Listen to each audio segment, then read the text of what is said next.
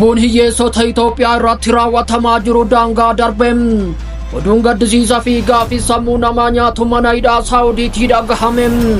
Lammiileen Itoophiyaa kanneen adabbiin isaanii raawwatame dabalatee lammiileen 47 ayyaana Arafaa dura fannoof akka dhiyaatan beekameera. Saawudi Arabiyaatti lammiileen Itoophiyaa yakka irratti hirmaatan adabbiin du'aa itti murtaa'e. Viidiyoon isaanii waraabamee gara imbaasii fi mootummaa Itoophiyaatti ergameera.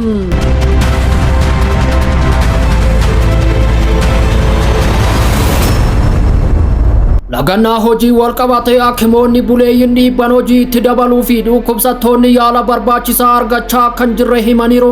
Hakimoonni buleeyyiin hospitaalota biyyattii garaa keessatti hojjetan sababa lagannaa hojii ogeeyyii fayyaan gaggeeffamaa jiruun dhiibban hojii guddaan itti fe'amaa akka jiruu fi dhukkubsattoonni tajaajila barbaachisu argachaa kan jirre himaniiru.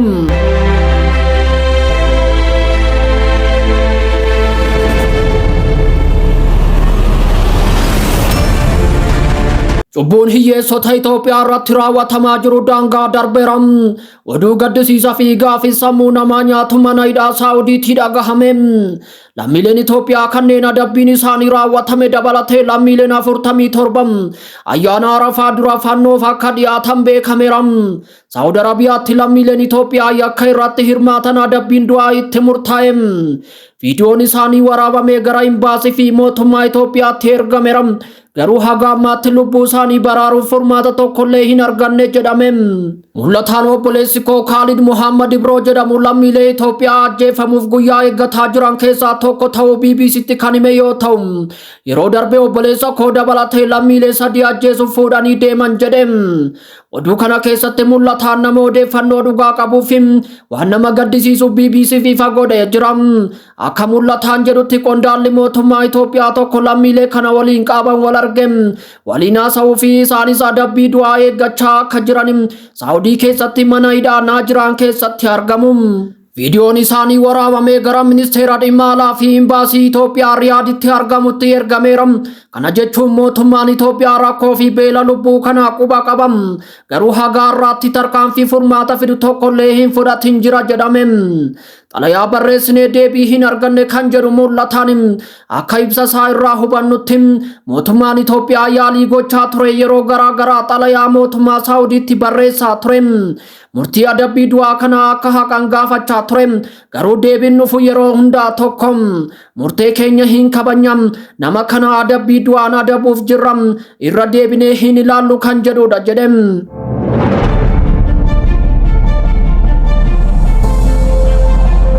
Murtii mootummaa Saawudii akka siidaa dhagaa jabaata hin jijjiiramu. Lubbuun lammiilee keenyaa kan baay'een isaanii hojii barbaacha gara biyya alaa imalan haga har'aatti sodaa du'aa jalatti argamu. Abiyyi Ahimad qofti furmaata fiduu danda'a kan jedhu mul'ataan qondaala mootummaa Saawudii waliin dhimmicha irratti haasa'uuf dandeettii fi aangoo kan qabu nama tokko qofa, ministeera muummee Itoophiyaa Dr. Abiyyi Ahimad qofa jedhe. Ragaa kanaaf yeroo darbe lammiileen Paakistaan Saawudii Arabiyaa keessatti ajjechan irratti hirmaatanii adabbiin du'aa irratti murtaa'ee ture. Garuu pireezidaantiin biyyattii marii Saawudii waliin taasisuun murtiin kun haqame, lubbuun isaanii baraaramte jedheera. Paakistaan marii taasistee lammiilee ishee lubbuu oolchite. Lammiileen Paakistaan sun ajjecha raawwatanii jiru kan jedhu mul'ataan garuu ammaan tana mana hidhaa jiru malee lubbuun isaanii hin dabarre jedheera. Akkasumas garaagarummaan as jiru ifa ta'eera kan jedhu mul'ataan mootummaan keenya garuu callisee jira. Tarkaanfii cimaa osoo hin fudhatin osoo xiyyeeffannaa kennanii lubbuu oolchuun ni danda'ama jechuun dubbate. Mul'ataan yaada dhumaa keessatti akka ibsetti lammiileen keenya kan Saawudii keessatti yakka ajjechan himatamanii duutii itti murtaa'e baay'een isaanii hiyyeessadha. Lubbuun isaanii xiqqoo ta'e hin ilaalamu. Yeroo hunda rakkoon hiyyeessaa hundi callisaan bira darbama. Garuu dhimmi kun callisaan darbamee hin hafu jedheera. Yaanni guddaan inni dhiyeessu ministeerri muummee Abiyyi yoo dhimmicha kana furmaata barbaachisaa tokkotti ilaale lubbuun lammiilee keenyaa ooluu danda'a jechuun ibse. Dhumarrattis gaaffii akkas jedhu kaaseera. Lammiileen keenya ni fayyadu moo hin barbaachisani? Namoonni yakka irratti hirmaatanis heerri mirga namaa adabbii du'aa ilaalchisee yaada guddaa qaba. Gariin isaanii yakka kana hin raawwanne garuu afaan hin beekani. Hiyyeessa ta'uun isaanii sababa lubbuu dhabuu ta'uu hin qabu jedheera. Kanaaf gaaffii guddaan har'a nutti dhufe lammiileen keenya sababa hiyyeessa ta'aniif du'uu qabumoo mootummaan keenya garaa jabaatee callisamoo baqattoota kana nuuf baraaruu danda'a. Isinis hordoftoonni keenya iyyatanuu dhaqqabaa kana namoota hedduuf sheer gochuun lubbuu hiyyeessotaaf sagalee akka taataniif abdii guddaa qabna.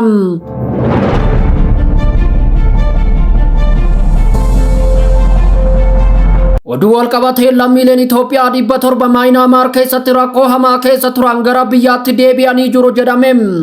Ministeerri dhimma alaa lammiileen Itoophiyaa Maayinaamaar keessatti rakkoo hamaa keessa turan 700 kan ta'an gara biyyaatti deebi'uu beeksise.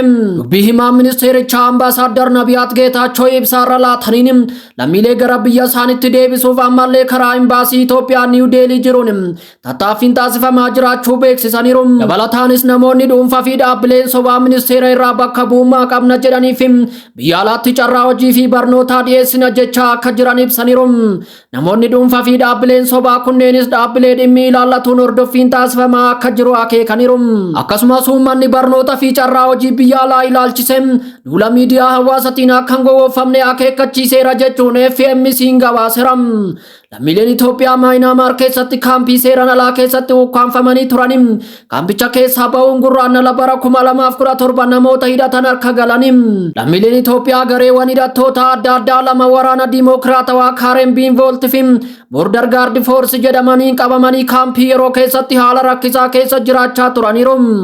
Miidhamtoonni kun baatii gurraandhalaa keessa lammiilee Afrikaa fi biyyoota biroo keessaa namoonni biyya isaaniitti deebi'uu hin dandeenye lammiilee Itoophiyaa qofa ta'uu eeruun iyyachaa turuun isaanii ni yaadatama.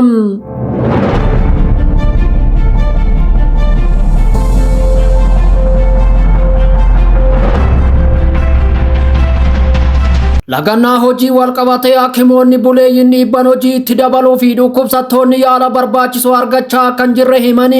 Caamsaa 29 bara 2025 akka lakkoofsa Awurooppaatti hakimoonni buleeyyiin hospitaalota biyyattii garaagaraa keessa hojjetan sababa lagannaa hojii ogeeyyii fayyaan gaggeeffamaa jiruun dhiibban hojii guddaan itti fe'amaa akka jiru dhukkubsattoonnis tajaajila barbaachisu argachaa kan jirre himaniiru. Haala kanaan torbee tokko walitti fufuun rakkisaa ta'us dubbataniiru. Utuu biyyattiitti kaffaltii madaalawaa argachuu dabalatee gaafileen qabxii 12 qaban akka deebii argataniif lagannaan hojii ogeessotaa fayyaatiin gaggeeffamaa jiru torbee sadaffaa kan seene yoo ta'u yeroo ammaa kana hakimoonni olaanoo hospitaalota guutuu biyyattii keessatti hojjetan hojiin itti baay'achuu kaasaniiru.